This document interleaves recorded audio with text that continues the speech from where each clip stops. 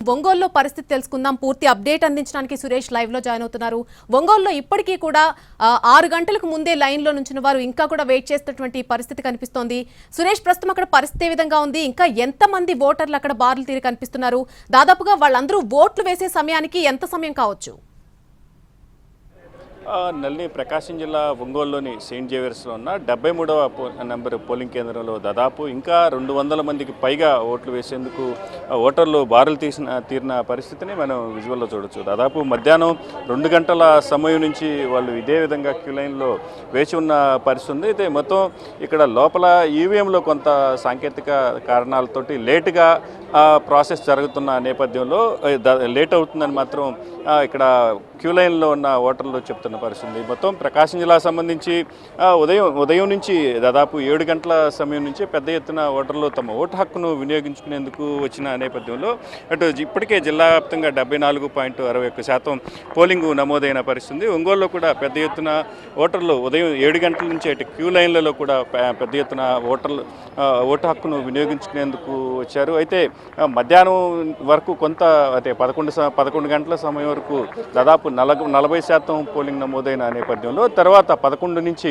3 గంటల వరకు కేవలం 12% మాత్రమే పోలింగ్ శాతం నమోదైంది. అయితే మధ్యాహ్నం 3 గంటల నుంచి ఎండ కొంత విరామం ఇచ్చిన నేపథ్యంలో ఓటర్లు ఓటు హక్కును వినియోగించుకునేందుకు బారులు తీరిన పరిస్థితి. ముఖ్యంగా ఒంగోలులోని సెయింట్ జేవియర్స్ సెంటర్ దగ్గర చూసినట్టయితే దాదాపు అంటే 1700 మంది 73వ నెంబర్ పోలింగ్ బూత్ దగ్గర ఈ ఓట్లు వేయాల్సి ఉంది. అయితే మధ్యాహ్నం నుంచి పెద్ద ఎత్తున ఇక్కడికి తరలి వచ్చిన నేపథ్యం. అదే దాంతోపాటు ఈవీఎంలో కూడా కొంత లేటుగా ఇక్కడ ప్రాసెస్ అవుతున్న నేపథ్యంలో పూర్తి స్థాయిలో క్యూ లైన్లో వేచి ఉన్నారు. అయితే 6 గంటల వరకు ఎవరైతే లోపలికి వచ్చినారో వాళ్ళందరికీ పోలింగ్ అధికారులు టోకెన్ సిస్టమ్ ద్వారా మొత్తం టోకెన్లు ఇచ్చిన పరిస్థితి. అయితే ఎవరైతే టోకెన్లు తీసుకున్నారో వాళ్ళకి మాత్రమే ప్రస్తుతం ఓటు వేసేందుకు అనుమతిస్తున్న పరిస్థితి. ఇప్పటికీ మనం క్యూ లైన్లో చూస్తున్నాం దాదాపు 200 మందికి పైగా ఇక్కడ వేచి ఉన్న పరిస్థితి. మరొక 2 గంటలు దాదాపు ఇప్పుడు ప్రస్తుతం 8 గంటలు అవుతున్న నేపథ్యంలో 9:30 నుంచి 10 గంటల వరకు కూడా ఇక్కడ పోలింగ్ సాగే అవకాశం కనిపిస్తుంది. మొత్తం మీద అటు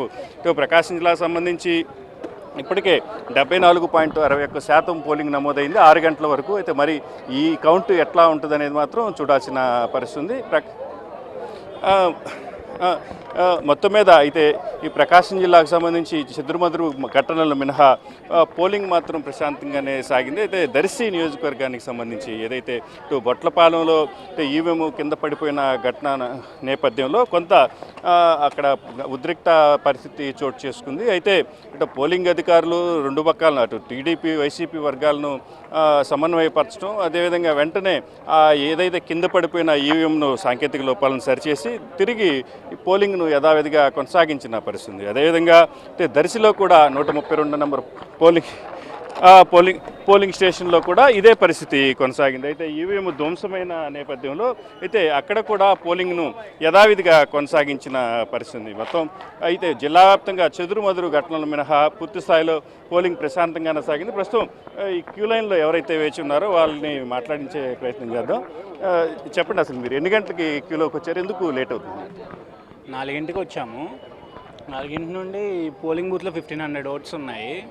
కానీ మిషన్ స్లోగా నడుస్తుందో మరి ఈసీ వాళ్ళ ఇర్రెస్పాన్సిబిలిటీయో అసలు లైన్ కదలట్లేదు. అండ్ టెంట్ అవన్నీ కూడా అంత దూరం నుండి లైన్ ఉంటే టెంట్ కూడా ఇక్కడ దాకా వేశారు.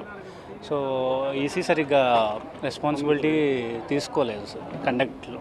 కానీ అందరం ఓట్ వేయాలి, యూత్ రెస్పాన్సిబిలిటీ కాబట్టి ఇంతసేపు వెయిట్ చేసి జగన్ గారు ప్రభుత్వం తెప్పించుకోవాలని మళ్ళీ ఇంతసేపు వెయిట్ చేస్తాం. మీరు చెప్పండి, మీరు ఎన్ని గంటలు? మేము మధ్యాహ్నం 2ంటికి వచ్చాము సార్. ఇప్పటి వరకు అయితే సర్వర్ స్లో అవటం వలన ఉదయం ఈ పోలు 73 పోల్ అనేది ఉదయం స్టార్ట్ అవ్వడమే 9:30కి స్టార్ట్ అయింది. అన్ని చోట్ల 7కే స్టార్ట్ అయితే ఇక్కడ మనకి 9:30కి స్టార్ట్ అయింది. ఎందుకంటే సర్వర్ ప్రాబ్లం వల్ల అన్నారు.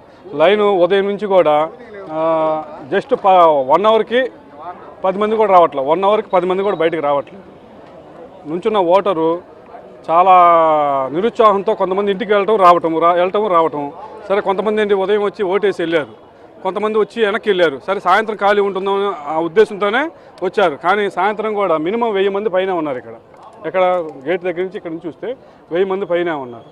అందువలన ఈసీ కూడా మరి ప్రభుత్వం వైఫల్యమో కానీ ఈసీ అంటే చదువుకోలేమనుకుంటారంటే ప్రభుత్వం స్పందించలేదేమో చేయట్లేదేమో అనుకుంటారని చదువుకోని వాళ్ళు చెప్తారు మామూలుగా అయితే. అందుకని ఏంటంటే ఈసీ మైనస్ వల్ల కొంచెం వాటర్ కానీ ఇంతకుముందు వికలాంగులకు కానీ అందరికి సపరేట్గా ఉండదు లైను.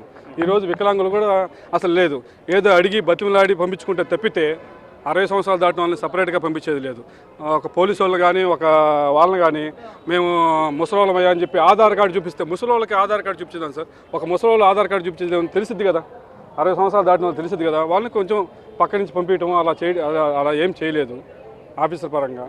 అది సార్ ఇది ప్రధానంగా ఇక్కడ ఎవరైతే ఒంగోలు సెయింట్ జేవియర్స్లోని 73వ నెంబర్ పోలింగ్ కేంద్రం దగ్గర ఓటర్లో చెప్తున్న విషయాలు ఏదైతే మధ్యాహ్నం నుంచి మందకోడిగా సాగడానికి ఇక్కడ సాంకేతిక లోపాలు తలెత్తున్నా పోలింగ్ సిబ్బంది మాత్రం సక్రమంగా స్పందించట్లేదని చెప్తున్నారు. అదేవిధంగా ఇక్కడ నిలబడ్డ వాళ్ళకు కూడా సరైన సదుపాయాలు కల్పించడంలో మాత్రం ఇక్కడ పోలింగ్ అధికారులు విఫలమయ్యారని ఆరోపిస్తున్న పరిస్థితి. ఇది ప్రస్తుతం ఇక్కడున్న తాజా పరిస్థితి.